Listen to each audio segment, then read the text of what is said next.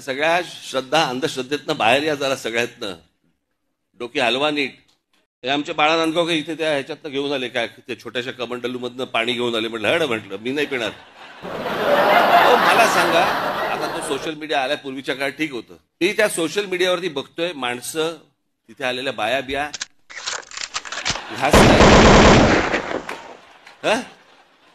आणि बाळा नांदगावकर साहेब गंगेचं पाणी, कोण पिईल ते पाणी?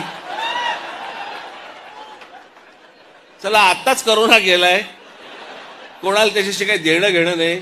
2 वर्ष झाले तोंडाला फडकी बांधून फिरले आणि तिकडे जाऊन जाऊन आंघोळ करतायत.